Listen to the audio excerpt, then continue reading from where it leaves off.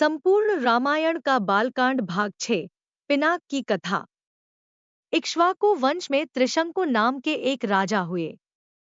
त्रिशंकु की इच्छा सशरीर स्वर्ग जाने की थी। अपनी वार्ता जारी रखते हुए मिथिला के राजपुरोहित शतानंद जी ने कहा, इस बीच इक्ष्वाकु वंश में त्रिशंकु नाम के एक राजा हुए।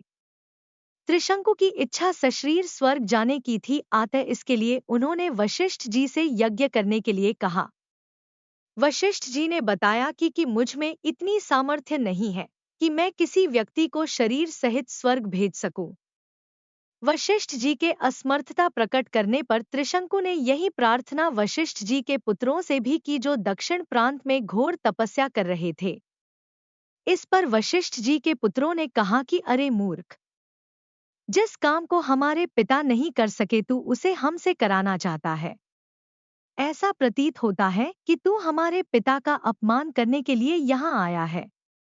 उनके इस प्रकार कहने से त्रिशंकु ने क्रोधित होकर वशिष्ठ जी के पुत्रों को अपशब्द कहे। वशिष्ठ जी के पुत्रों ने रुष्ट होकर त्रिशंकु को चांडाल हो जाने का शाप दे दिया। शाप के कारण त्रिशंकु का सुंदर शरीर काला पड़ गया। सिर के बाल चांडालों जैसे छोटे छोटे हो गए। गले में हड्डियों की माला पड़ गई। हाथ पैरों में लोहे की कड़े पड़ गए। त्रिशंकु का ऐसा वेश देखकर उनके मंत्री तथा दरबारी उनका साथ छोड़कर चले गए। फिर भी उन्होंने सशरीर स्वर्ग जाने की इच्छा का परित्याग नहीं किया। वे विश्वामित्र के पास जाकर बोले कि ऋषिराज, आप महान तपस्वी हैं। मेरी सशरीर स्वर्ग जाने की इच्छा को पूर्ण करके मुझे कृतार्थ कीजिए। विश्वामित्र ने कहा कि राजन, तुम मेरी शरण में आए हो, मैं तुम्हारी इच्छा अवश्य पूर्ण करूंगा। इतना कहकर विश्वामित्र ने अपने उन चारों पुत्रों को बुलाया, जो दक्षिण प्रांत में अपनी पत्नी के साथ तपस्या करते हुए उन्हें प्राप्त हुए थे, और उनसे यज्ञ की सामग्री एकत्रित करने के लिए कहा।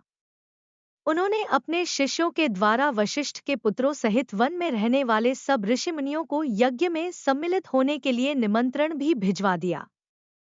शिष्यों ने लौटकर बताया कि सब ऋषिमुनियों ने निमंत्रण स्वीकार कर लिया है, किंतु वशिष्ठ जी के पुत्रों ने यह कहकर निमंत्रण अस्वीकार कर दिया कि जिस यज्ञ में यजमान चांडाल और पुरोहित क्षत्रिय हो, उस यज्ञ का भाग हम स्वीकार नहीं कर सकते। यह सुनकर विश्वामित्र जी ने क्रुद्ध होकर कहा कि उन्होंने अकारण ही मेरा अपमान किया है। मैं उन्हें शाप देता हूँ कि उन सबका नाश हो। आज ही वे सब कालपाश में बंध कर यमलोक को जाएं और 700 वर्षों तक चांडाल योनि में विचरण करें।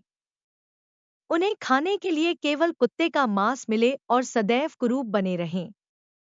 इस प्रकार शाप देकर वे यज्ञ की तैयारी में लग गए। शतानंद जी ने आगे कहा, हे राघव, विश्वामित्र के शाप से वशिष्ठ जी के पुत्र यमलोक सिधार गए। वशिष्ठ जी के पुत्रों के परिणाम से भयभीत सभी ऋषि मुनियों ने यज्ञ में विश्वामित्र का साथ दिया।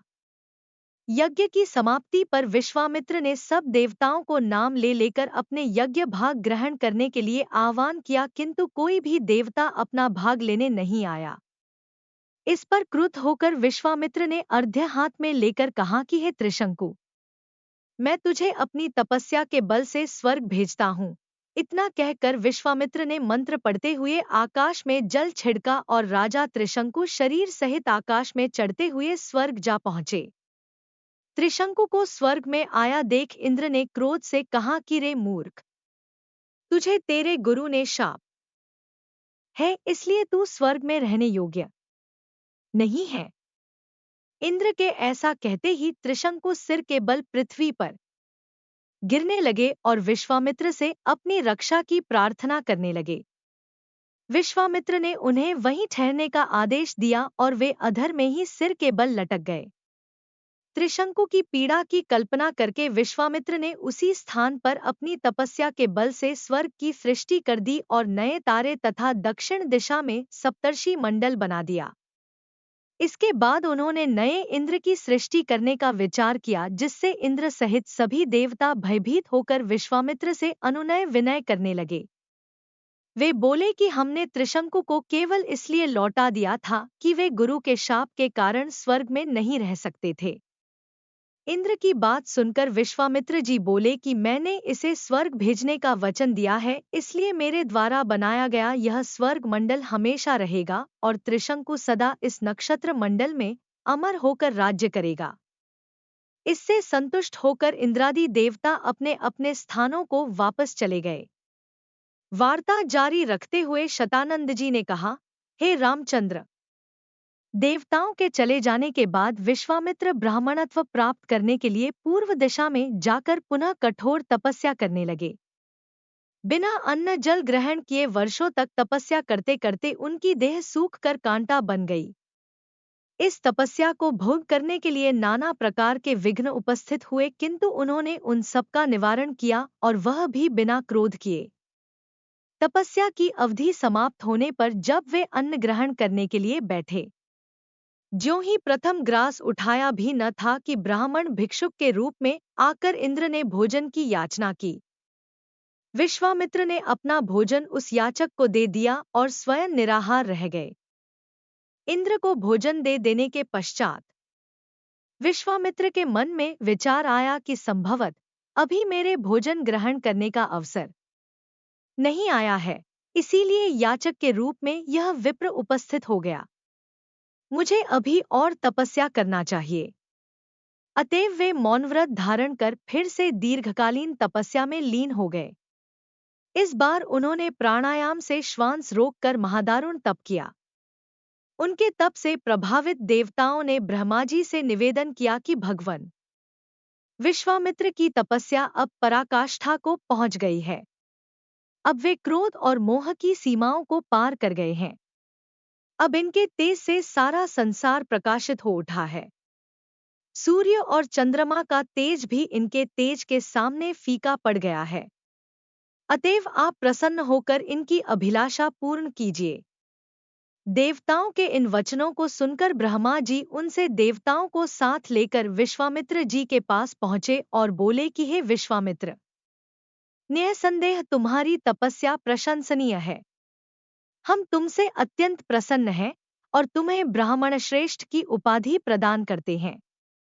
तुम संसार में महान यश के भागी बनोगे।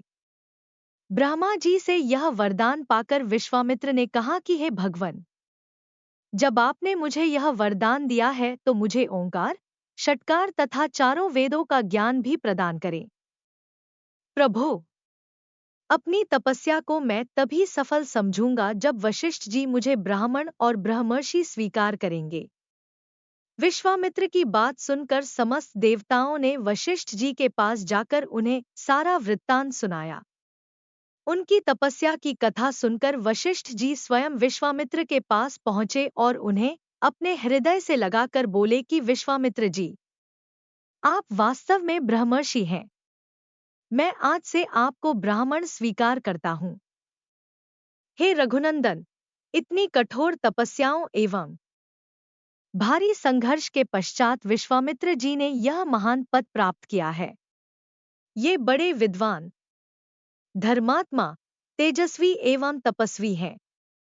राजा जनक भी शतानंद द्वारा वर्णित विश्वामित्र जी की कथा सुन रहे थे।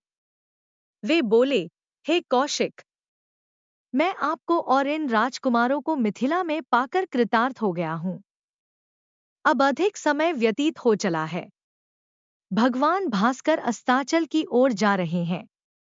संध्या उपासना का समय हो गया है, इसलिए मुझे आज्ञा दीजिए। प्रातःकाल पुनः आपके दर्शन के लिए आऊंगा। इस प्रकार मुनि से आज्ञा ले राजा जनक अपने मंत्रियों सहित विदा भये। विश्वामित्र जी भी दोनों राजकुमारों के साथ अपने निश्चित स्थान के लिए चल पड़े। दूसरे दिन प्रातःकाल राजा जनक से महर्षि विश्वामित्र ने कहा, हे राजन, दशरथ के इन दोनों कुमारों की इच्छा पिनाक नामक धनुष को देखने की है। अतः आप इनकी इच्छा पूर्ण करने की व्यवस्था कर कीजिए। राजा जनक के कुछ कहने से पूर्व ही राम ने कहा, हे नरश्रेष्ठ, पहले आप हमें पिनाक का वृत्तांत सुनाइए। हमने सुना है कि पिनाक शंकर जी का प्रिय धनुष है। शिव जी के पास से यह आपके पास कैसे आया? इस पर मिथिलाप्ति जनक बोले, हे राम, एक बार प्रजापति दक्ष ने एक बड़ा विशाल यज्ञ किया। दक्ष जी शंकर जी के श्वसुर थे। अपने जामाता से अप्रसन्न के कारण उन्होंने उस यज्ञ में न तो शिव जी को आमंत्रित किया और न ही अपनी पुत्री सती को। पति के समझाने बुझाने की परवाह न करके सती अपने पिता के यहाँ यज्ञ में पहुंच गईं। वहां सती का बहुत अपमान हुआ। सती ने देखा कि देवताओं के लिए यज्ञ का जो भाग निकाला गया था उसमें शिव जी का भाग था ही नहीं। इससे क्रुद्ध होकर सती ने यज्ञकुंड में कूदकर अपने प्राण त्याग दिए। महादेव जी के गणों ने, जो सती के साथ राजा दक्ष के यहाँ आए थे, लौटकर महादेव जी को सारा वृत्तांत बताया। सती की मृत्यु की सूचना पाकर महादेव जी बड़े क्रुद्ध हुए। उन्होंने राजा दक्ष की यज्ञ भूमि में जाकर उस यज्ञ को नष्ट कर डाला। फिर वे अपना पिनाक नामक धनुष चढ़ाकर देवताओं को मारने के लिए अग्रसर हुए, क्योंकि देवताओं ने उस यज्ञ का भाग महादेव जी को नहीं दिया था। महादेव जी का यह रौद्र रूप देखकर सारे देवता बहुत भयभीत हुए। देवताओं ने अनुनय विनय करके महादेव जी का क्रोध शांत कराया। क्रोध शांत होने पर महादेव जी ने पिनाक को देवताओं को दे दिया और कैलाश पर्वत पर लौट गए। देवताओं ने उस धनुष को हमारे पूर्व पुरुष देवरात को दे दिया। तभी से वह धनुष हमारे यहाँ रखा है। हमारे पूर्वजों का स्मृतिचिन्ह होने के कारण हम इस धनुष की देखभाल सम्मान के साथ करते आ रहे हैं। इसी बीच एक बार हमारे राज्य में अनावृष्टि के कारण सूखा पड़ गया, जिससे प्रजाजनों को भयंकर कष्ट का सामना करना पड़ा।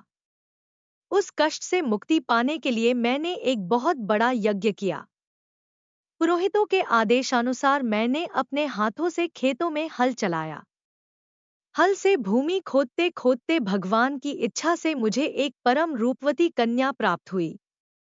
उसे मैं अपने राजमहल में ले आया और उसका नाम सीता रखकर अपनी पुत्री के समान उसका लालन पालन करने लगा। जब सीता किशोरावस्था को प्राप्त हुई तो दूर दूर तक उसके सौंदर्य एवं गुणों की ख्याति फैलने लगी।